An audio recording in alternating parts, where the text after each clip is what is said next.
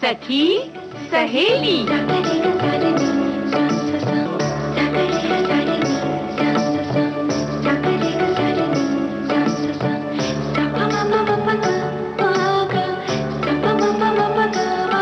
सखी सहेली।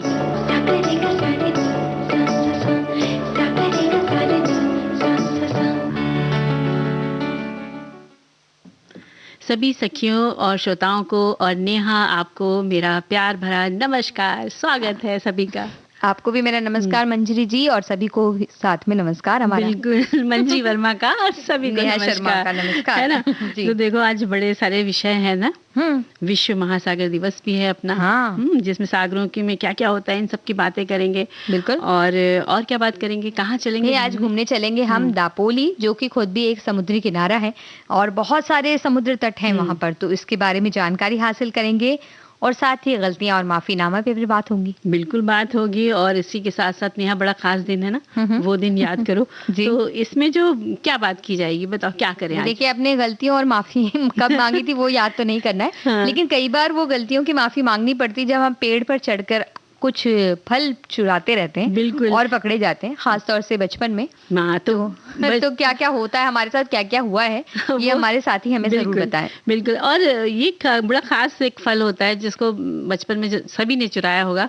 तो भाई उसका नाम भी बता सकते हैं कि कौन सा वो फल चुराया। हाँ, कौन कौन से फल आपने चुराए हैं बताइए। एक फल तो बड़ा खास, एक फल तो बहुत खास है, वो तो चुराए ही जाते हैं, उसमें पत्थर मारे ही जाते हैं। तो बाकी हमारे सब लोग बताएंगे कि कौन सा फल चुराया है ना। बिल्कुल। और विश्व महासागर दिवस है तो उसकी हम बधाई देते हैं मंजरी जी सभी को। बिल्कुल, सबको विश्व महासागर दिवस की बहुत बहुत बधाई, शुभकामनाएं। और सबको इसका ख्याल रखना चाहिए कि हमारा जो विश्व महासागर है, जो सागर का जो जल होता है, उसकी तरफ हमारा ध्यान जाना चाहिए।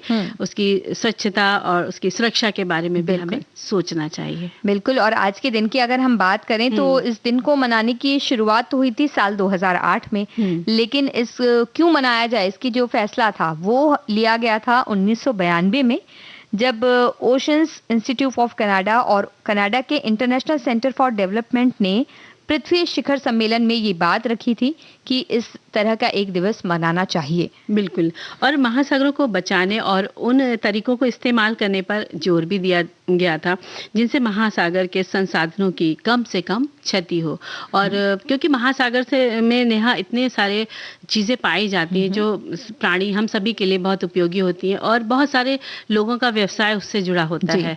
तो इन सब इस चीज की सुरक्षा करना तो बहुत जरूरी है। बिल्कुल। एक तरह से हम कह सकते हैं जो महासागर जितना विशाल है उसके अंदर उतना ही विशाल खजाना भी है। अलग अलग तरह के जीव जंतु हैं। जैसा कि हमारे एक साथी ने पहले भी एक कार्यक्रम के दौरान बताया कि उस महासागर एक ऐसी जगह है जहाँ पर बड़े से बड़े जीव और सूक्ष्म से सूक्ष्म जीव वहाँ रहते हैं और अलग अलग तरह के जीव रहते हैं। बिल्कुल। साथ ही बहुत सारे खनिज तत्व वहाँ हैं, बहुत सारा खजाना ही हम कह सकते हैं। जैसे कि उसमें मोती है, सीप है, शंख है और बहुत सारी चीजें उसमें पाई जाती। शैवाल है, जो वनस्पतियां हैं जो गलती नहीं पानी में, सालों साल वो ऐसी समुद्र में बनी रहती है और उनमें से कुछ ऐसी वनस्पतियां होती हैं जिनसे औषधि भी बनाई जाती है। बिल्कुल। और विभिन्न प्रकार के खनिज तत्व भी वहाँ पाए जाते हैं, तो उसका बहुत इस्तेमाल हमारे जीवन में है महासागरों का। एक तरह से हम अगर मोटे तौर पर सोचते हैं तो हम ये सोचते हैं कि महासागर से क्या है, खारा पानी है, हमारे किसी काम का नहीं। लेकिन वास्तव में बहुत सा कहा जाता है कि मानसून भी जो आता है तो उसका भी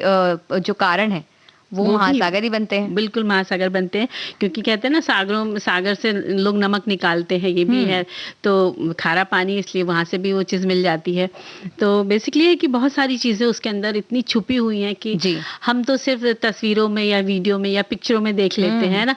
और कितनी तरह तरह की मछलियां होती हैं, जीव जंतु होते हैं जो जिनके रंग इतने सुंदर होते हैं, तो लगता है कि क्या मतलब कुदरत ने क्या बनाया है इनको, है ना। और विश्व महासागर दिवस की देखो हर साल कोई ना कोई थीम होती है।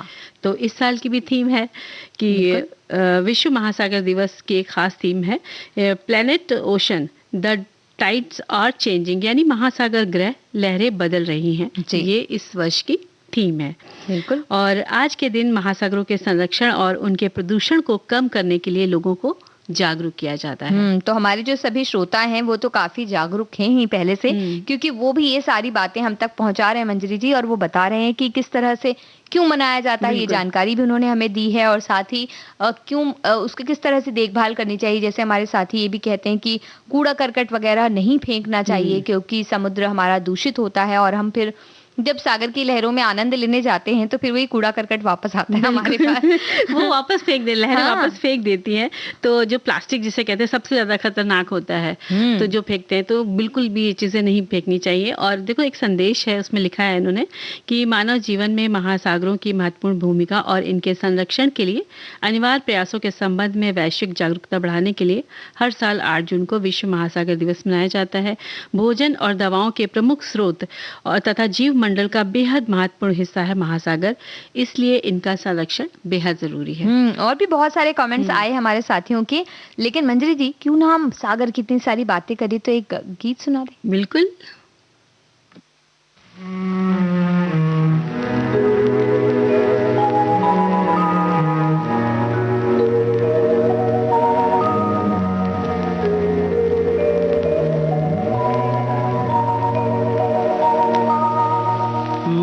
प्यार का सागर है, तू प्यार का सागर है, तेरी एक बूंद के प्यासे हम, तेरी एक बूंद के प्यासे हम, लौटा जो दिया तूने, लौटा जो दिया तूने, चले जाएंगे जहाँ से हम, चले जाएंगे जहाँ से हम। वो प्यार का सागर है।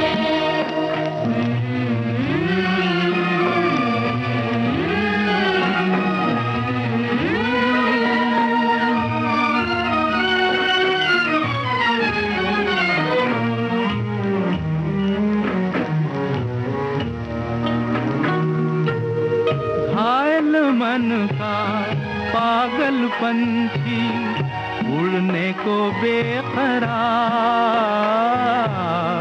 उड़ने को बेकरार,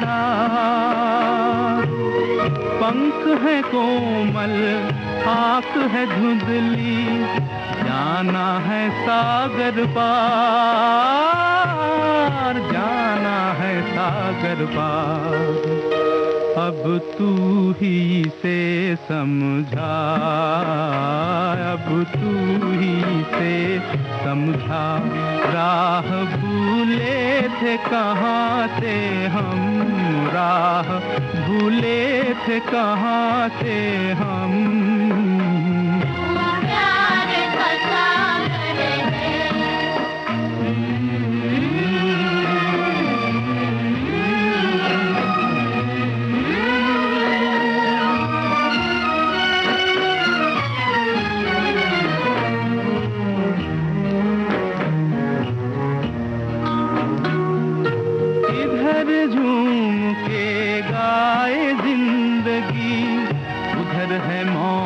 खड़ी, उधर है मौत खड़ी, कोई क्या जाने कहाँ है सीमा, उलझन आन पड़ी, उलझन आन पड़ी। कानों में जरा कह दे, कानों में जरा कह दे कि आए कौन दिशा से हम, कि आए कौन दिशा से हम। तू प्यार का सागर है, तू प्यार का सागर है। मंजरी जी, जीवन भी एकदम समुद्र की तरह होता है। ये हमें ले जाता है, हमें आकार देता है, हमारा समर्थन करता है और हमें नए तटों पर जगाता है, और आखिर में जीवन हमें खुद पानी की तरह बनना सिखाता है। मजबूत लेकिन शांत, स्थिर लेकिन उपज देने वाला, सूक्ष्म लेकिन सुंदर। बिल्कुल, कितनी प्यारी सी बात ये लिखकर भेजी है ना। हाँ क्योंकि आपने मुझे पकड़ लिया कि हमारी सखी ने भेजी, हम तो ऐसे अपनी तरह से बता के बोल रहे हाँ, थे। लेकिन हम समझ गए थे है ना। तो इस तरह की चीजें समुद्र से वाकई में बहुत सारी चीजें सीखी जा सकती हैं। गहराई, जैसे मन की, समुद्र की जो गहराई होती है उस गहराई को अपने मन के अंदर उतारा जाए तो कितना सुकून मिलेगा। वहीं जब लहरें आ जाती हैं, मतलब अच्छी लहरें आती है तो बड़ा प्यारा लगता है, लेकिन जब उन लहरों में तेजी होती है तब फिर वो हिला कर रख देती हैं। उसी तरह जीवन में भी जब तेज बहाव आते हैं समस्याओं के, परेशानियों के, दिक्कतों के, तो इंसान हिल जाता है। लेकिन उसको एक बार एकांत में बैठ के ये सोचना चाहिए कि नहीं, मुझे शांत रहना है। तो जो धीरज है, शांत है, ये चीज हमें समुद्र सिखाता है। बिल्कुल, तो ऐसा ही हमारे साथी भी कह रहे हैं। वो कहते हैं कि समुद्र से हमें सहनशीलता की प्रेरणा मिलती है। यानी कि समुद्र में लोगों के द्वारा, पक्षियों के द्वारा, नदियों के द्वारा कई गंदगियां आती हैं। वैसे ही हमारे जीवन में भी कुछ लोग हमारे बारे में बुरा भला कहेंगे, हमारा बुरा करेंगे, हमें हानि पहुंचाएंगे, लेकिन फिर भी हमें ऐसे लोगों के बारे में बुरा सोचना तो दूर, बुरा करना भी नहीं है, क्योंकि सामने वाला हमारे साथ बुरा बर्ताव करे ये उसका कर्म है, लेकिन हम किसी का बुरा ना करें ये हमारा धर्म है। यानी कि मेरे कहने का मतलब सिर्फ यही है कि हमारे लिए सामने वाला बुरा हो सकता है, लेकिन उसके लिए हम तो अच्छे बने रहें। बिल्कुल। और आगे भी लिखती हैं वो आगे भी एक संदेश है कि जिस प्रकार समुद्र में निरंतर नदियां बहती रहती है, फिर भी समुद्र कभी विचलित नहीं होता, यानी कि शांत ही रहता है। वैसे हमारे मन में कई प्रकार की इच्छाएं निरंतर आती रहती हैं, लेकिन हमें विचलित नहीं होना है, बल्कि अपने मन को शांत रखना है।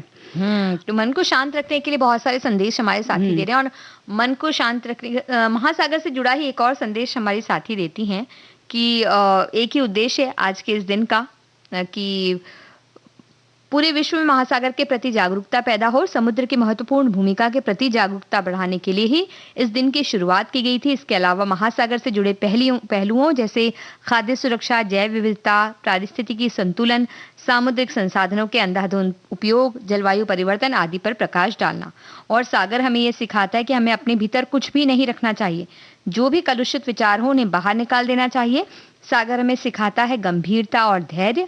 प्रकृति की सभी चीजें हमें जीवन में कुछ ना कुछ संदेश देती है, और चाहे वो पेड़ हो, हवा हो, झरना हो, पृथ्वी हो, आकाश हो, पहाड़ हो, नदी हो या सागर। इसलिए मंजरी जी हमें घूमते रहना चाहिए। बिल्कुल और हमें सागर के पास से जरूर घूमना चाहिए, क्योंकि वहां पर जाने से जो शीतलता का आभास होता है, और दूर तक, जितनी दूर तक नजर जाती तो लगेगा पानी ही पानी है ना। तो चलें घूमने। बिल्कुल, घूमना तो बनता ही है। तो पहले घूमने चले या पहले गीत सुना के घूमने जाएं? पहले गीत सुना लेते हैं। ठीक है, चलिए। तो ये गीत सुनते सुनते हमारे सभी साथी अपने सभी जरूरी सामान बांध लें, क्योंकि इसके बाद हम घूमने जाने वाले हैं। बिल्कुल।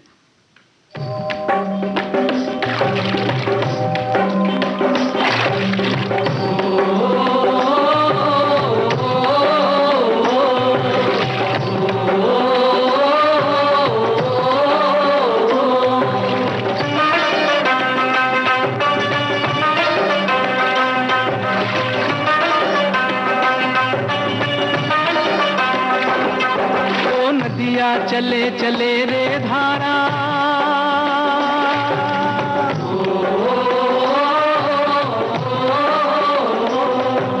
नदिया चले चले रे धारा, चंदा चले चले रे तारा।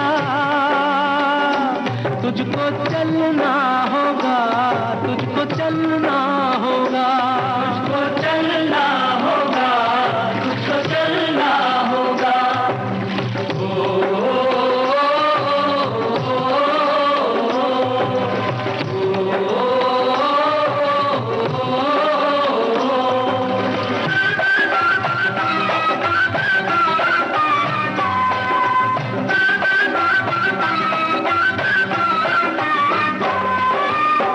जीवन कहीं भी ठहरता नहीं है, जीवन कहीं भी ठहरता नहीं है। आंधी से तूफान से डरता नहीं है। तू न चलेगा तो चलते भी राहें,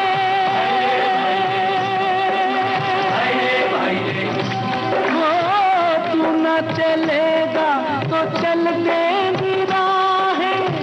मंजिल को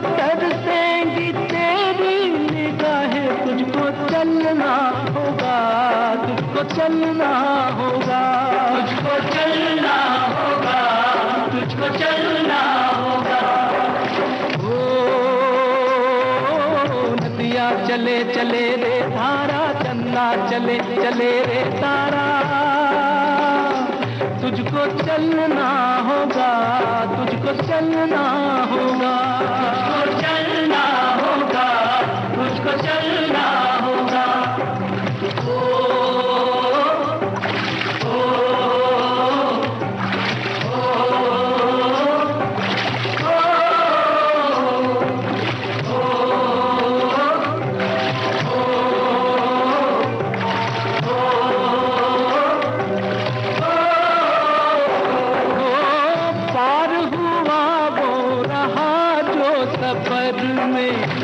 पार हुआ वो रहा जो सफर में, जो भी रुका फिर गया वो भंवर में। नाव तो क्या बह जाए किनारा, ओ नाव तो क्या बह जाए किनारा, बड़ी ही तेज समय की है धारा। तुझको चलना होगा, तुझको चलना होगा, तुझको चलना होगा, तुझको चलना होगा। ओ नदिया चले चले रे धारा, चंदा चले चले रे तारा, तुझको चलना होगा, तुझको चलना होगा, तुझको चलना होगा, तुझको चलना होगा।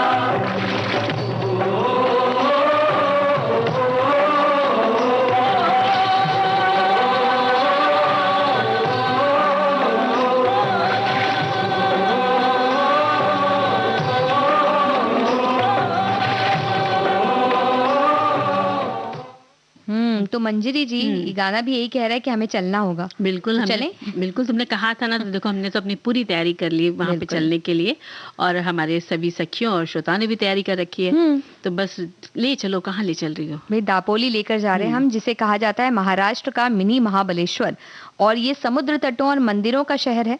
12 महीने यहाँ ठंड रहती है क्योंकि महाराष्ट्र का हिल स्टेशन है ये, और किसी भी मौसम में हम जा सकते हैं। और कहाँ पहुंचेंगे कैसे ये सोच रहे हैं तो कोई ज्यादा दूरी नहीं है। मुंबई से 220 किलोमीटर की दूरी है और पुणे से तकरीबन 185 किलोमीटर की दूरी है। और ये सड़क मार्ग की बात हो गई है ना। अब रेल मार्ग से जाना चाहे तो नजदीकी स्टेशन है खेड़, जो दापोली से 29 किलोमीटर की दूरी पर है। हवाई मार्ग चुनते हैं तो रत्नागिरी डोमेस्टिक एयरपोर्ट सबसे करीबी है, और यहाँ से दापोली पहुंचने के लिए 127 किलोमीटर की यात्रा करनी होगी। और मंजी जी, अब हम जब दापोली पहुंच ही गए हैं तो पहले तो कुछ खा पी के तैयार हो जाएं, क्योंकि घूमने जाना है हमें। और अगर घूमने जाना ही है तो अपने साथ अच्छे जूते और हल्की गर्माहट देने वाले कपड़े जरूर लेके आएं, ताकि आपके आनंद में किसी तरह का व्यवधान ना हो। बिल्कुल, क्योंकि हल्की ठंडक रहती है यहाँ, और चलना भी बहुत है, समुद्र तट है। तो इसलिए जूते तो भाई आपको फ्लैट वाले चाहिए, है ना। हाँ। और जैसा कि हमने आपको बताया कि दापोली में कई बीच हैं जहां आप अलग अलग समय पर जाकर आनंद ले सकते हैं, और यहाँ पर सूर्योदय का नज़ारा देखने भी पर्यटक जमा होते हैं। जब सूर्य निकलता है उस समय का दृश्य बहुत ही लुभावना होता है। और सुबह सुबह आप चाहें तो अर्जले बीच जा सकते हैं। दापोली से 14 किलोमीटर की दूरी पर है ये, और यहाँ की सफ़ेद रेत और साफ पानी आपका मन मोह लेगा। अर्जले क्रीक ब्रिज का नज़ारा भी बेहद खूबसूरत नज़र आता है, और यहाँ नज़ारा देखने के बाद आप प्रसिद्ध कादीवारचा गणपति के मंदिर के दर्शन भी कर सकते हैं। बिल्कुल मंजरी जी, और ये मंदिर जो है कड़ा पर्वत पे ये मंदिर स्थित है, और कहा जाता है 12वीं शताब्दी में बना था ये मंदिर, और पूरे कोंकण प्रदेश में बहुत प्रसिद्ध है मंदिर। जागृत गणेश मंदिर के नाम से जाना जाता है, और यहाँ तक कि गणपति के पहले कदम का निशान भी यहाँ मौजूद है, ऐसा कहा जाता है, मान्यता है। ये मंदिर तक पहुंचने के लिए सीढ़ियां चढ़नी पड़ती हैं। और अगर इसी तरह से यहाँ मंदिर कई हैं, हमने कहा जैसे, तो दुर्गा देवी मंदिर अगर देखना चाहते हैं तो आपको मरुड़ तट जाना होगा। तो यहाँ से पहले दर्शन करके आप हमें फिर जाना होगा आगे मरुड़ तट। बिल्कुल। जी। तो वहीं अगर तटों की बात की जाए तो दापोली से 15 किलोमीटर दूर हरनोई बीच और बंदरगाह तो जाना ही चाहिए। ये सबसे प्रसिद्ध पर्यटन स्थल है। यहाँ सबसे प्राचीन प्रकाश स्तंभ है जो समुद्र में मार्गदर्शन करता है। यहाँ से आपको सुवर्णदुर्ग, फतेहगढ़ का किला, कनकदुर्ग और गोवा किला भी देखने को मिलता है। गोवा किला हरनाई बंदरगाह के पास स्थित है। बिल्कुल, और सुवर्णदुर्ग किले की जो आपने बात की, वो तो बिल्कुल अपने नाम के अनुसार ही एकदम सुनहरा रंग का है वो किला, और इसके एक किनारे को छोड़कर बाकी सभी समुद्र से घिरा हुआ है। 8 खंडों का बड़ा क्षेत्र है यहाँ पर, और मराठा साम्राज्य की झलक देखने के लिए यहाँ आपको मिलती है। अगर केशवराज किले की हम बात करें तो पेशवा वास्तुकला की छाप छोड़ता है, और जाने का रास्ता भी बहुत खूबसूरत है। नारियल, सुपारी, काजू और आम के पेड़ों के बीच से गुजरता रास्ता आपको यहाँ पहुँचाता है। वैसे दापोली गए हैं और गर्म पानी में नहीं नहाया, ऐसा हो सकता है? ठंडा मौसम में तो गर्म पानी में नहाना चाहिए बिल्कुल। और ये स्थान हर मौसम में ठंडा रहता है, तो हर मौसम में उबलते पानी का झरना भी यही है, जिसमें नहाकर कई तरह के रोगों से मुक्त हुआ जा सकता है। बिल्कुल, और ये उबलते पानी का झरना है अन्हावारे में, जहाँ पानी में गंधक की महक आती है, और असल में ये कहा जाता है कि पानी जो है भूमिगत गंधक के ढेर से गुजरता है, इसलिए इस पानी को औषधीय गुणों वाला भी माना जाता है। ये प्राकृतिक है अपनी तरह से, इसलिए लोग यहाँ पर चप्पल पहनकर नहीं जाते हैं, नंगे पैर जाते हैं। पास में भगवान शिव का मंदिर भी है। और यूं तो सागर किनारे टहलते हुए समय का पता भी नहीं चलता है, लेकिन फिर भी आप समय निकालकर पानीलेह काजी गुफा जरूर जाएं। दापोली से 40 किलोमीटर की दूरी तय करके यहाँ जा सकते हैं। यहाँ पहाड़ों को काटकर 29 गुफाएं बनाई गई थी। यहाँ गणेश, सरस्वती और रामायण महाभारत के कुछ दृश्यों के मॉडल भी देखे जा सकते हैं। बिल्कुल, और गुफा, किले और समुद्र के किनारों की सैर करने के बाद क्यों ना अब हम चलें टापू की ओर, क्योंकि केलशी बीच एक ऐसा छोटा ही टापू नुमा शहर है, हर ओर से पानी से घिरा हुआ ये, और यहाँ का समुद्र तट भी बहुत खूबसूरत है। इसके अलावा अगर दूसरे समुद्र तटों पर जाना चाहें तो दापोली में लाडघर बीच भी जा सकते हैं। इसके अलावा भी दापोली में घूमने लायक कई सारी जगह हमें मिलेगी, और सागर का किनारा है तो वहाँ बैठकर साफ सुथरे पानी और रेत का आनंद भी लिया जा सकता है। और वहाँ पर जो भी चीजें मिलती हैं तो उनका भी मजा लीजिए। हाँ, खाने के लिए, है ना, खाने पीने का घूमने के बाद खाने पीने की चीजों के बारे में तो ढूंढना ही पड़ता है कि कहाँ पर कैसी चीज मिलती है। और देखो, एक संदेश मिला है, लिखती है कि दापोली महाराष्ट्र में स्थित एक नगर है। यहाँ एक बहुत ही पुराना विद्यालय है जिसे ब्रिटिश नागरिक अल्फ्रेड ग्रैडन के नाम पर रखा गया है। अंग्रेजों के शासनकाल में दापोली ब्रिटिश सैनिकों का शिविर हुआ करता था। दापोली इस बात के लिए भी मशहूर है कि महाराष्ट्र के 4 कृषि विश्वविद्यालयों में से एक विश्वविद्यालय दापोली में है। इस विश्वविद्यालय का नाम है डॉक्टर बाला साहेब सावंत कोंकण कृषि विद्यापीठ। और दापोली में कृषि चेतना आंदोलन केंद्र, कृषि व्यवसाय के लिए युवा कार्यक्रम और राम राजे इंजीनियरिंग कॉलेज भी है यहाँ पर। तो पढ़ने लिखने की व्यवस्था भी पूरी है, और खाने पीने की व्यवस्था भी हो गई, घूम भी लिए। तो अब किसकी व्यवस्था करनी चाहिए? अब गीत की।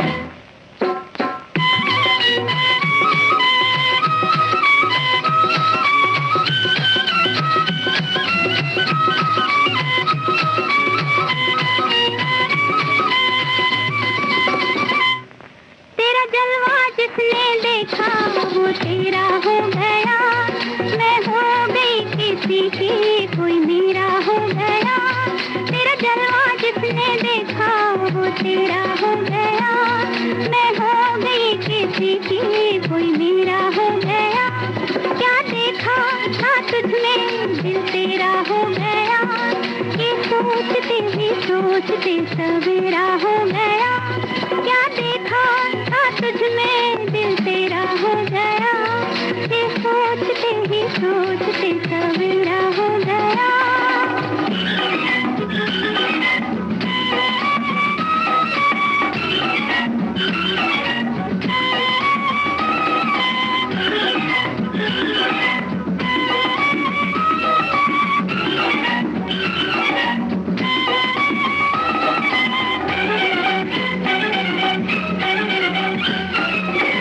मुझ में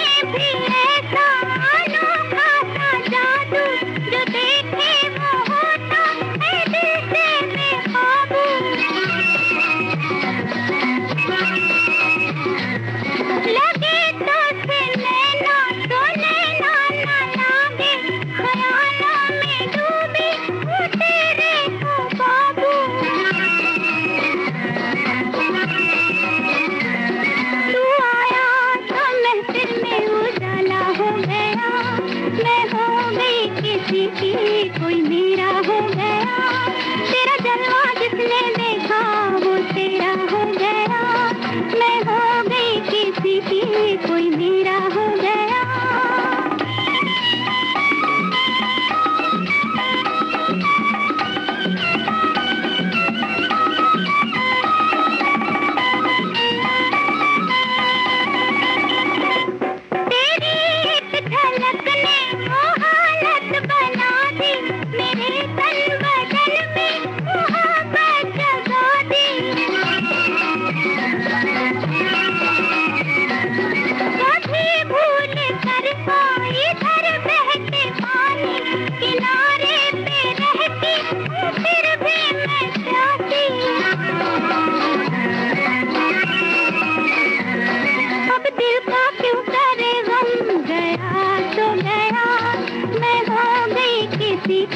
कोई मेरा हो गया, तेरा जलवा जिसने देखा वो तेरा हो गया, मैं हो गई किसी की कोई मेरा हो गया।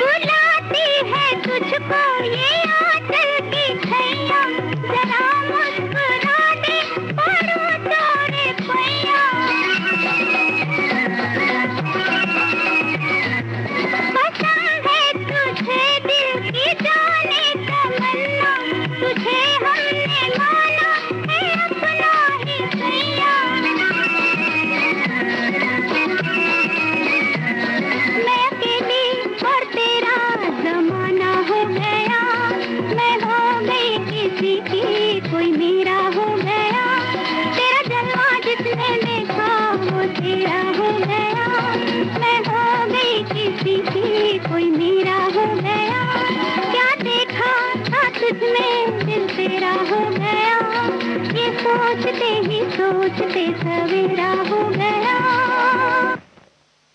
ऐसे घूमने जाते हैं तो कब रात होती, कब सवेरा होता है, कब पूरा दिन बीत जाता है, हम वापस आ जाते हैं, पता ही नहीं चलता है। बिल्कुल पता नहीं चलता, क्योंकि इतनी अच्छी जगह जा रहे होते हैं ना घूमने के लिए कि वहाँ पर मतलब मजा आ जाता है देख देख करके, और फोटोग्राफी का भी तो मजा लेते हैं ना। और फिर जब घर आते हैं तो पता चलता है तुमने हमारी ये वाली फोटो ऐसी नहीं ली, तुमने हमारी वो फोटो ऐसी नहीं ली, तो इन सारी गलतियों का खामियाजा घर में भुगतना पड़ता है, क्योंकि वहाँ तो कोई देखता नहीं है। सही बात है। और नेहा, जब फोटो जब भी खींचते हैं तो ये बात जरूर ध्यान रखनी चाहिए कि जब सामने वाले की खींच रहे हैं तो उसके हाव भाव एकदम ठीक हो, तभी खींचो तो बहुत अच्छी फोटो आती है। और अचानक में जैसे एक साथ 8-10 फोटो खींच लेते हैं तो उसमें फिर उतनी समस्या है कि एक पसंद आएगी और बाकी डिलीट करो, तो है ना, तो ये भी गलतियां तो हो ही जाती है ना। देखो इस तरह से भी गलतियां हो जाती है। तभी तो हमारे साथी कह रहे हैं कि पहले गलतियां करो फिर माफी की उम्मीद करो। तो अब गलतियां करेंगे तभी तो माफी की उम्मीद करेंगे, गलतियां नहीं करेंगे तो कैसे होगा। बिल्कुल, गलतियां तो थोड़ी बहुत करनी ही चाहिए हमें ना। बिल्कुल, और बिना गलती के तो एक छोटी सी गलती करें हम। हाँ, अभी कार्यक्रम पे एक अंतराल ले लेते हैं। अच्छा।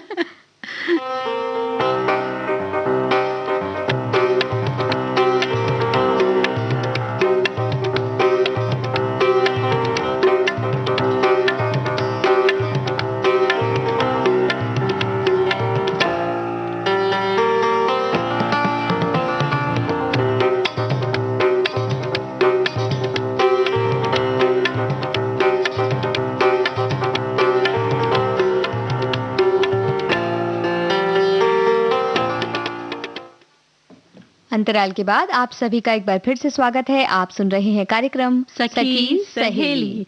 तो देखो इंसान है ना, तो गलतियां तो होती हैं, बिल्कुल, और जानबूझकर नहीं, पर कई बार हम जाने अनजाने में गलती कर बैठते हैं और फिर हमें पछतावा होता है कि हमने ऐसा क्यों किया। अतः किसी भी रिश्ते में कोई भी छोटा बड़ा नहीं होता, गलती के बाद माफी मांग लेना चाहिए, क्योंकि माफी मांगने से रिश्ते मजबूत होते हैं तथा आपका सम्मान भी बढ़ता है। और इसके साथ ही हमें अपनी गलतियों से सीखना भी चाहिए और उन्हें भविष्य में करने से बचना चाहिए। भाई ये संदेश तो मुझे सखियों ने लिखकर भेजा है। हाँ, लेकिन एक बात है मंजरी जी कि अक्सर कोई ना कोई ये कहता है कि वो गलती होती है नहीं होती है वो माफी मांग लेते हैं। आमतौर पे हमारे सखा ये बात कहते हैं कि भाई हम गलती करते हैं, यानी इसके बारे में कई कहावतें बन गई, कई चुटकुले बन गए, जैसे कि कहा जाता है कि भाई घर में गलती किसी की भी हो, कौन बात का माफी मांगता है, हम माफी मांगते हैं। तो वो एक तरह से कहावत की तरह है कि जो भी हमारे सखा मित्र हैं वो तुरंत सखियों से माफी मांग लेते हैं। लेकिन ऐसा होता क्यों है ये बताइए? ऐसा होता है या ऐसा नहीं होता? हाँ, ये तो हमारी कहने वाली बात बताएंगी, क्योंकि मुझे लगता है कि बहुत जल्दी जैसे कि वो लोग माफी नहीं मांगते हैं, मांगना अपनी हम ही लोग को, सखियों को ही मांगना पड़ता है, पहल वही करनी पड़ती है। तो अब ये तो हमारे सखा बताएंगे ना।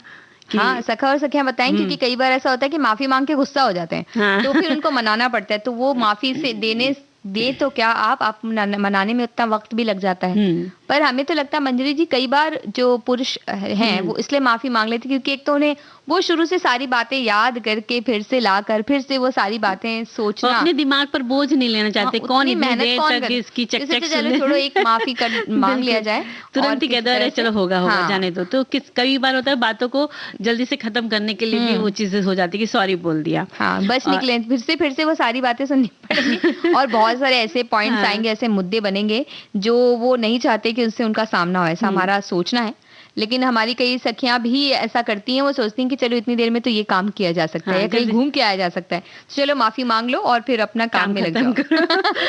और कई बार ये भी होता है कि जब जैसे कि आपकी नई नई शादी होके आप गई हैं, तो आपसे गलतियां तो हर किसी से होती है, तो हो जाती है वहां पर गलतियां।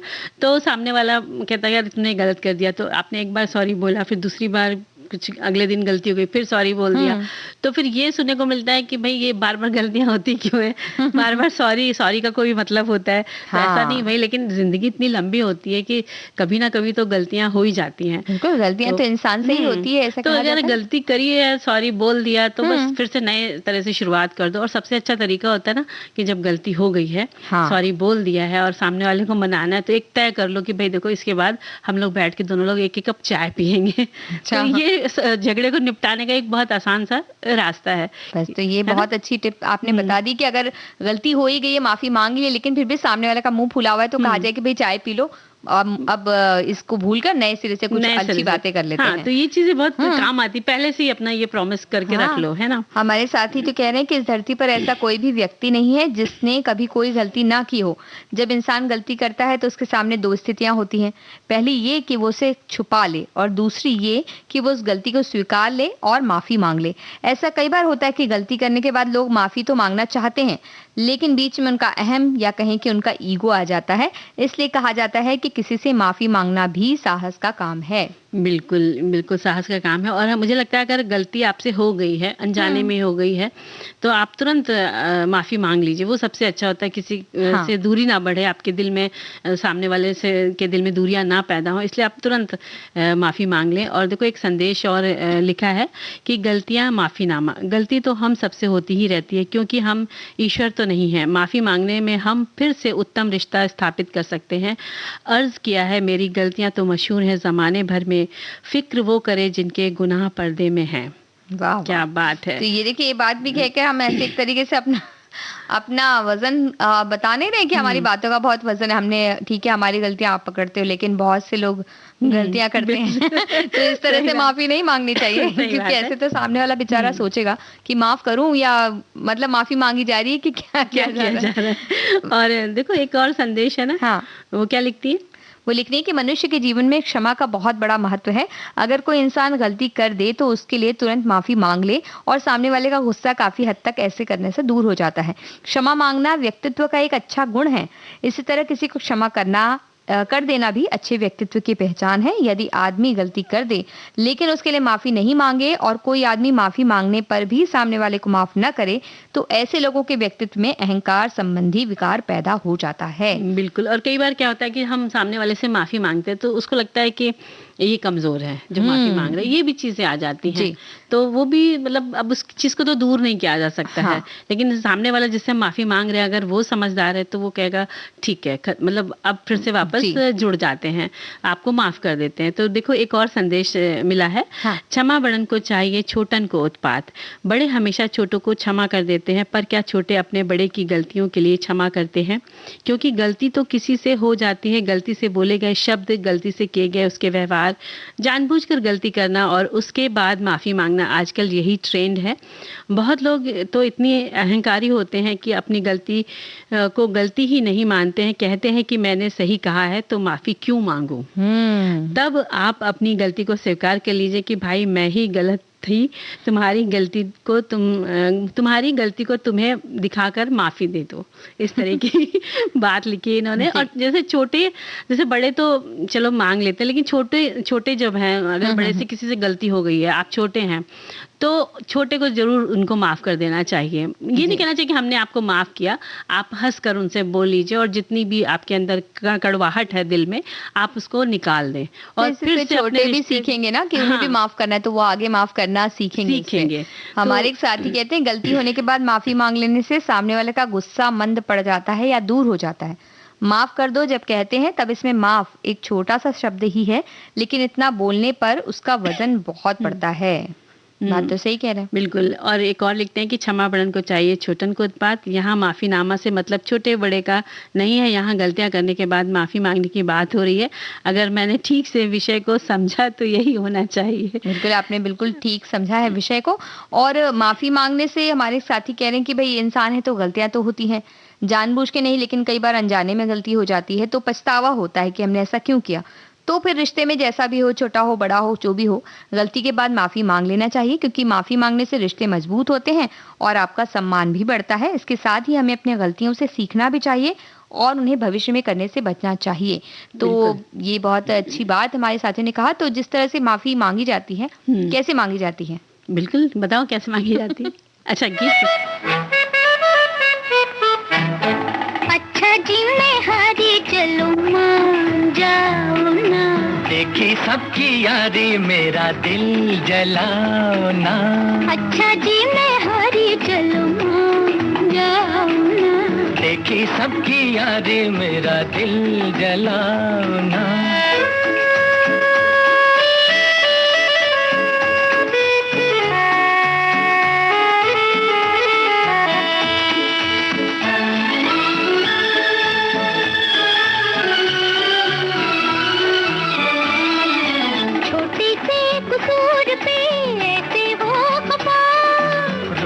तो हुजूर थे मेरी क्या खता, देखो दिल न तोड़ो, छोड़ो हाथ छोड़ो, देखो दिल न तोड़ो, और छोड़ो हाथ छोड़ो, छोड़ दिया तो हाथ मलोगे समझे, आज समझे।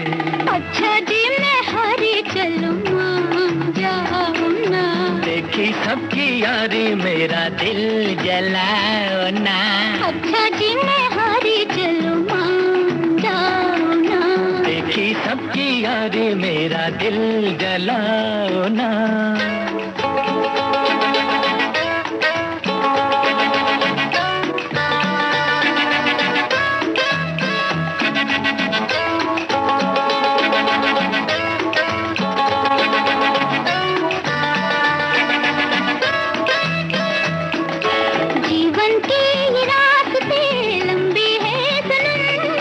काटेंगे ये जिंदगी ठोकर खा के हम, जीवन के ये रास्ते लंबे हैं सनम, काटेंगे ये जिंदगी ठोकर खा के हम।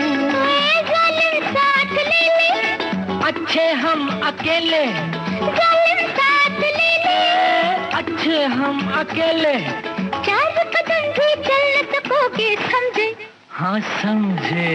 अच्छा जी मैं हारी चलो मान जाओ ना, देखी सबकी यारी मेरा दिल जलाओ ना।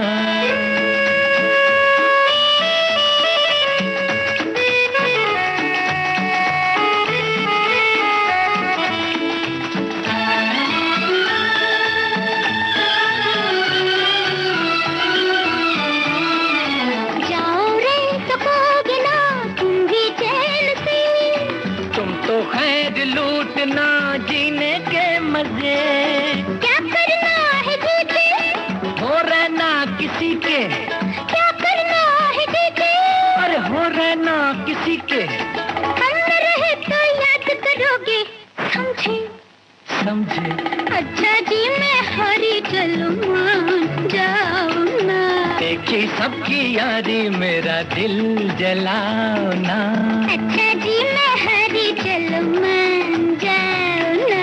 देखी सबकी यारी मेरा दिल जलाओ। तो कई बार ऐसा ही होता है मंजरी जी कि माफी मांगते मांगते वो खुद ही चिढ़ जाता है इंसान, क्योंकि सामने वाला माफ ही नहीं कर रहा है। हाँ तो ये भी बड़ी बात है कि माफ कर दीजिए समय रहते, हाँ, इससे पहले कि सामने वाले से आपको माफी मांगनी पड़ जाए। और कई बार चिट्ठी लिखकर माफी मांगने का भी होता है कि भाई एक चिट्ठी लिख दी और वो सामने वाले को दी, तो कई बार वो चिट्ठी पढ़ लेते हैं और कुछ बोलते नहीं, कुछ जवाब नहीं देते हैं या फाड़ के उसको किनारे कर देते हैं। तब भी बड़ा अफसोस होता है कि भाई इतनी लिख के भी मांग ली तो भी नहीं माफी मिल रही है, तो भाई माफी मांगे तो कैसे मांगे, है ना। लेकिन कई बार ऐसा भी होता है मंजरी जी कि सामने वाला माफी भी मांगना चाहता है सामने वाला, लेकिन वो बोल नहीं पाता है, तो वो दुनिया भर के सारे काम ऐसे कर देता है आपके लिए कि आपको खास महसूस हो। हाँ, वो उसकी तरफ से वो माफी मांग रहा है, क्योंकि तो ऐसी जब भावनाएं आती है इस तरह से जब होता है तो भी माफ कर देना चाहिए, क्योंकि बहुत से लोग हैं जो बोल नहीं पाते वो चीजों को, तो इस तरह से वो माफी मांगते हैं अपनी बिल्कुल। तरफ से। और कई बार परिवार में जो कहते हैं ना कि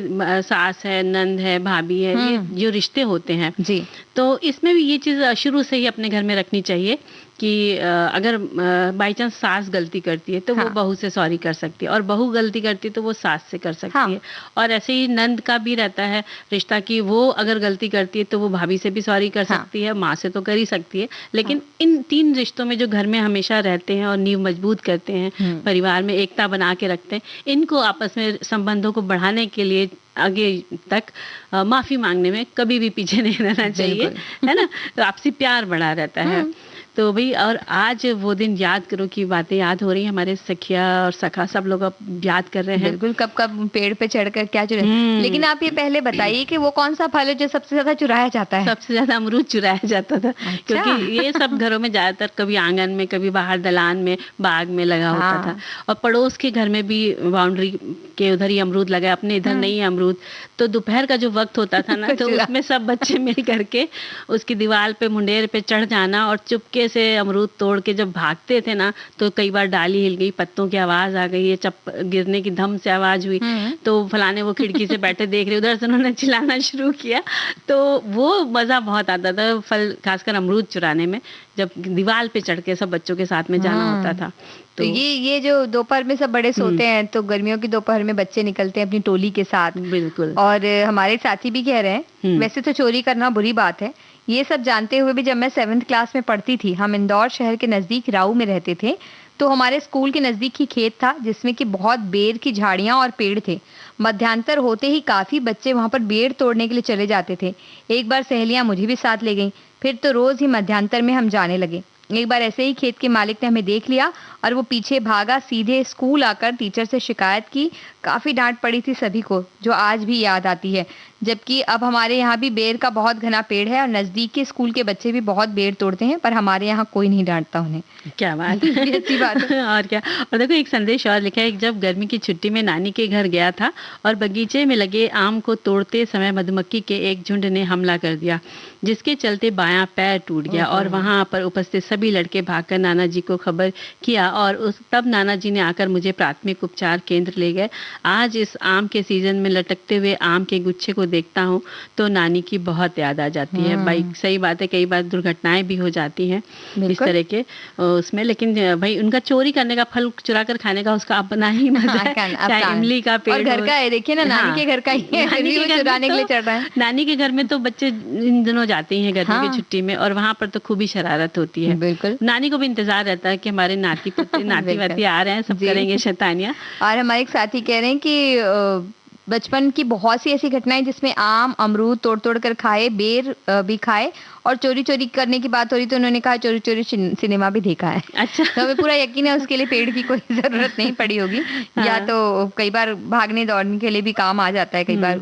और आम और अमरूद, बेर, ये ऐसे फल हैं जिन्हें तो चोरी चोरी किया जाता है, जिनको बहुत खाने के बिल्कुल। लिए बच्चे बहुत मतलब एक झुंड में, चोरी हम इस तरह से शब्द लेते हैं, लेकिन कहा जाता है कि वो पेड़ से तोड़कर खाने का आनंद लेना जरूरी है, बिल्कुल। और जो माली है उसे बचाना भी है। और कई बार क्या होता है कि जैसे कि हम लोग के साथ में था कि एक छोटे से स्कूल में आप पढ़ रहे हैं, तो आपके घर में आपके मौसी के बच्चे आए, तो अपनी दादागिरी में कि हाँ हमारा स्कूल में चलो जामुन का पेड़ है, वहाँ ले चलते हैं भैया, वहाँ खिलाते हैं चल के, और घुस गए और खुली मतलब बाउंड्री तो थी नहीं, हाँ। चारों तरफ से ऐसे घुस गए और बस दादा को भाई को पेड़ पे चढ़ा दिया और जामुन तोड़ के हम लोग बटोर रहे हैं, तब तक चपरासी आ गया। तो जो यहाँ से घर से हम बोल के गए थे, अरे चलिए कोई कुछ नहीं कहेगा, अपना स्कूल है, फिर पता चला वहाँ पे डांट पड़ी।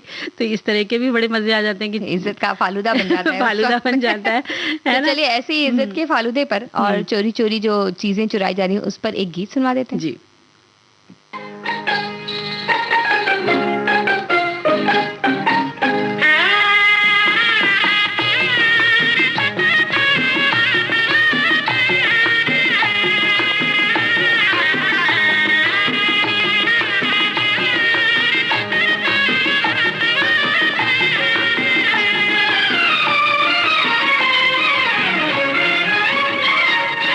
चोरी चोरी जो तुमसे मिली तो लोग क्या कहेंगे, चोरी चोरी जो तुमसे मिली तो लोग क्या कहेंगे। अजी इसे प्यार कहेंगे, अजी इसे प्यार कहेंगे, अजी इसे प्यार कहेंगे, अजी इसे प्यार कहेंगे। गली गली ये बात चली तो लोग क्या कहेंगे, गली गली ये बात चली तो लोग क्या कहेंगे। अजी से प्यार कहेंगे, अजी से प्यार कहेंगे, अजी से प्यार कहेंगे, अजी से प्यार कहेंगे।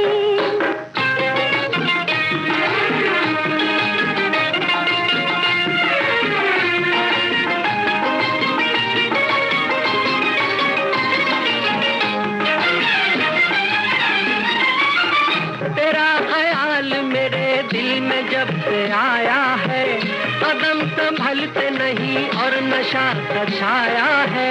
करार खो के ही दिल ने करार पाया है, हाँ करार खो के ही दिल ने करार पाया है। धीरे धीरे ये बात बढ़ी तो लोग क्या कहेंगे, धीरे धीरे ये बात बढ़ी तो लोग क्या कहेंगे। अजी से प्यार कहेंगे, अजी से प्यार कहेंगे, अजी से प्यार कहेंगे, अजी से प्यार कहेंगे।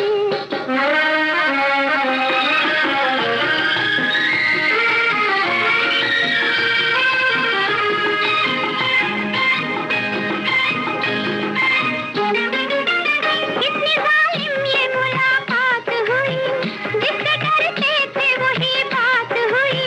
बढ़ गई प्यास तमन्नाओं की, इस तरह प्यार की बरसात हुई। कसम तुम्हारी मेरे दिल की बात कह डाली हो, कसम तुम्हारी मेरे दिल की बात कह डाली।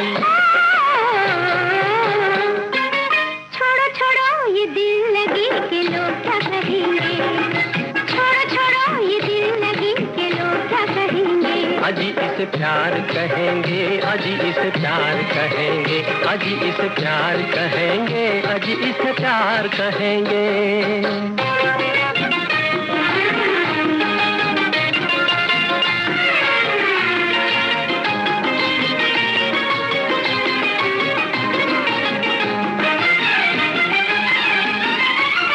तुम्हारे मिलने की दिल से दुआएं मांगी है, खताएं हमसे हुई है, सजाएं मांगी है।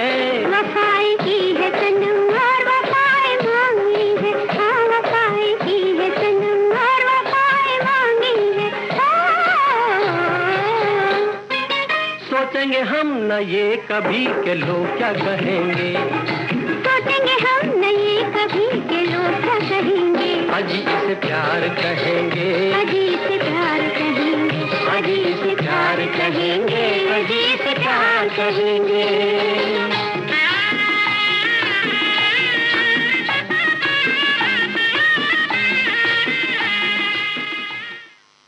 तो मंजरी जी जो गीत है वो फलों को चुराने के लिए कि चोरी-चोरी हम मिलेंगे तो लोग क्या कहेंगे? बिल्कुल। तो ये प्यार ये बाद में फलों जब का चोरी करने जाते हैं तो पकड़ भी तो जाते हैं ना फलों के चक्कर में। तो देखिए एक बड़ा प्यारा सा संदेश है कि बचपन में मैं बहुत शरारती था। उन दिनों हमारे घर के पास एक बगीचा था जो हमारा ही था। छुट्टी वाले दिन मैं और मेरे भाई उस बगीचे में खेलते, खूब फल खाते। एक बार अमरूद के पेड़ पर अमरूद लगे। दादी ने सख्त मना किया कि अभी अमरूद मत तोड़ना क्योंकि वे कच्चे थे। मैंने खेल-खेल में अमरूद तोड़ दिया और उसके बाद दादी का गुस्सा मुझ पर ऐसा टूटा कि आज भी याद करते हुए दादी की याद आ जाती है भई। और अमरूद के घर पेड़ में ही से डांट पड़ गई नहीं। बिल्कुल। हमारे एक साथी लिखते पेड़ से फल चुराना, बाहर का भी मौका नहीं लगा पर स्कूल परिसर में कुछ शरारतें हो जाती हैं। आम की बहुत बड़े-बड़े पेड़ थे स्कूल परिसर में पर हम उन्हें तोड़ नहीं पाते। एक तो बहुत ऊंचाई पर थे, ईंट पत्थर हम चला नहीं सकते थे। स्टाफ क्वार्टर के पीछे किचन गार्डन में नींबू का पेड़ था, उसमें पीले हरे नींबू लटके हुए थे। छुट्टी होने पर हमें बस के लिए इंतजार करना पड़ता था, आधे से ज्यादा स्कूल खाली हो गई थी। किचन गार्डन में घुसकर हमने बहुत सारे नींबू तोड़े। कुछ लड़कियां तोड़ रही थी, कुछ रखवाली कर रही थी। अब नींबू खाया कैसे जाए क्योंकि काटने के लिए तो कुछ था नहीं। उसे दीवारों पर रगड़ के उसके छिलके हटाए हमने, दरवाजों के बीच में फंसा कर उसे दो भाग कर कुछ खाए कुछ बर्बाद किए। दूसरे दिन स्कूल में आने पर प्रेयर ग्राउंड पर अनाउंस हुआ प्रार्थना के बाद सीनियर क्लास में नहीं जाएंगी, प्रिंसिपल दीदी कुछ कहेंगी। तो हमें यह गुमान भी नहीं था कि किसी को पता चल जाएगा और ना ही किसी ने चुगली की, पर इतने नींबू हुए क्या ये तो पता चल ही गया होगा। प्रेयर ग्राउंड में हमें बहुत डांट पड़ी क्योंकि पता चल गया था कि किस शिफ्ट की लड़कियों ने शरारत की है और धूप में पूरे 1 घंटे तक सीनियर लड़कियों को खड़ा रहना पड़ा। क्लास में आने पर क्लास टीचर ने भी बहुत डांट पिलाई। बाद में बहुत ग्लानि हुई, पेड़ों पर लगे उन फलों को बर्बाद करने के लिए स्कूल के उन परिसर में जाने की हमारी मनाही हो गई। नींबू तोड़ के नींबू तोड़ के खा लिया उन्होंने, बताइए।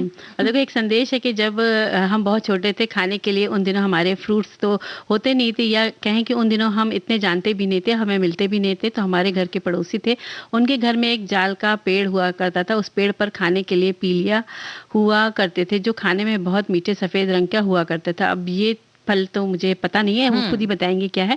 हमें वो बहुत अच्छे लगते थे। तो उस घर के परिवार के लोग सीधे साधे थे, पर उनके घर में बुढ़िया दादी थी, उनका स्वभाव थोड़ा अलग था। मैं बहुत बार चोरी छुपे उस पेड़ पर चढ़कर पीलिए खाया करता था। एक दिन जैसे ही पेड़ पर चढ़ा कि बुढ़िया दादी को पता चल गया और वो आई और मुझे पेड़ पर चढ़ा देखा तो उन्होंने देखने लगी तो मुझे बहुत डर लगा और आज लगा कि आज बचना मुश्किल है। और बुढ़िया दादी ने चीखना शुरू कर दिया और आवाजें मारने लगी कि पेड़ पर कौन चढ़ा है, नीचे उतर आओ। तब मैं बुढ़िया दादी को दिखाई ही नहीं दिया और पेड़ और पत्तों और डालियों में छुपा बैठा रहा, दिखाई नहीं दिया। जैसे ही बुढ़िया दादी चली गई तो धीरे से उतर कर भाग गया। और ये बात भाई हमेशा तो बुरे फंस रहे थे। हाँ। लेकिन बच गए। हमारे एक साथी कहते पेड़ पर फल लगे देखा है, कुछ एक को चुराते हुए भी देखा है। तब शहरों में भी पेड़ पौधे थे, अब तो शहर क्या विकास के नाम पर गांव भी पेड़ से सुने हो रहे हैं। इन्हें लगाने की कई योजनाएं हैं बोल रहे हैं, लेकिन व्यवस्था करनी चाहिए लोगों को और वृक्षारोपण करना चाहिए सभी को, ये ऐसा कह रहे हैं। और बालकों को पेड़ पे चढ़ने का आजकल शौक नहीं है, वो कह रहे हैं तो फल तो क्या ही तोड़ेंगे वो, ऐसा इनका कहना है। एक संदेश और है कि चोरी पकड़ी गई और कुटाई हुई। वाह वाह वाह। गर्मी की छुट्टियों में जब हम नानी के घर जाया करते थे, वहां मैं और मेरा भाई दोपहर का इंतजार करते थे। दोपहर में जब सब बड़े सो जाते थे तो हम दोनों चुपके से बगीचे में जाते। मेरा भाई पेड़ पर चढ़कर आम तोड़कर फेंकता और मैं फ्राक में आम ले लेती थी।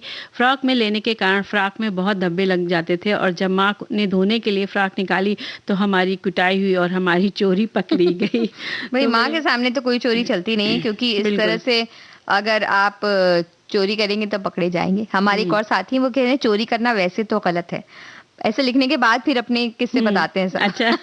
और कह रहे पर कई ऐसे फल हैं जैसे अमरूद, कैरी चुराने का अलग ही मजा है। मैंने ऐसा कुछ चुराया तो नहीं, पर मेरा बेटा जरूर कैरी चुरा के लाता था जब छोटा था, पर अब नहीं। मुझे पेड़ के ताजे फल बहुत पसंद है, पर चोरी नहीं की। अभी कुछ दिन पहले मैंने अपने पड़ोस वाली भाभी से कहा है कि मुझे आपके घर का पपीता खाना है। उन्होंने कहा कि मैं तो वैसे भी देने वाली थी और दे दिया। भाई ऐसे ही मिल जा रहा है तो कुछ उनको आनंद नहीं आ रहा है। बिल्कुल। चलिए बड़े मजेदार किस्से होते हैं। तो इसी किस्से को बीच में एक गीत सुन लेते हैं।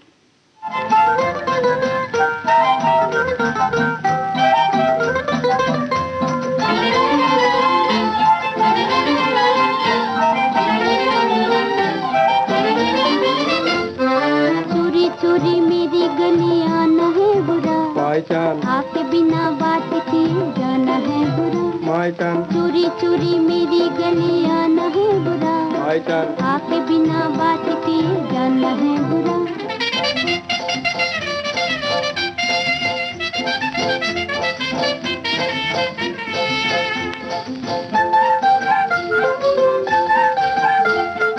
अच्छे नहीं इशारे पेड़ों तले छुप छुपा के, आओ न दो बातें कर लो नजरों से नजरें मिला के।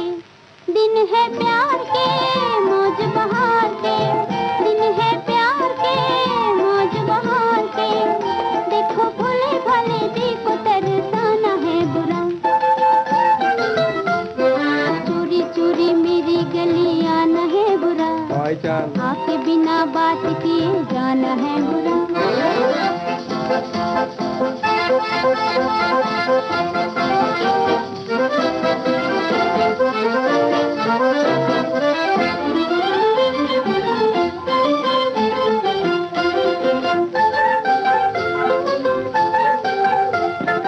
दिल आ गया है तो प्यारे, बदनाम होने का डर क्या, इश्क और वफा की गली में दुनिया के गम का गुजर क्या।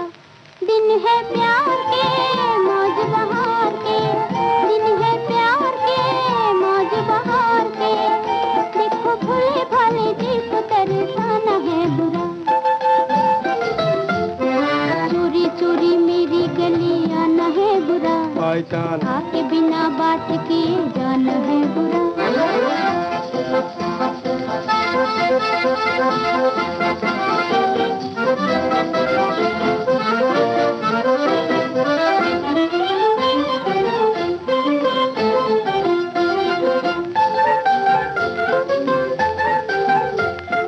बहती नदी है जवानी, चाहे तो दामन भिगो ले, याद हो जा हमारा या फिर जमाने का हो ले। दिन है प्यार के मौज बहार के, दिन है प्यार के मौज बहार के। देखो भोले भाले जी को तरसाना है बुरा, चोरी चोरी मेरी गली आना है बुरा, आपके बिना बात किए जाना है बुरा। तो चोरी चोरी चीजें चुराना है बुरा कहा जाता है, लेकिन फिर भी जो ये बच्चा मन है वो तो करते कहाँ ही मानता है। वो शरारत, बेर चुराता है, आम अमरूद चुराता है, आम चुराता है। तो इस तरह की छोटी छोटी चोरियां, बचपन की शरारतों का मजा ही बचपन की कुछ और है शरारतों ना। का मजा कुछ और है। लेकिन ये सारी शरारतें समय देखकर करनी चाहिए। बिल्कुल। एकदम भरी दोपहरी में जाएंगे तो जिनका चुराया उनसे तो मार खाएंगे, घर में भी खाते हैं। सही बात इस है। वजह से और समय देखते जाएं हम भी। हमारा भी बिल्कुल। समय हो चुका है कि हम अब विदा लें। बिल्कुल। तो नेहा शर्मा और मंजरी वर्मा का नमस्कार।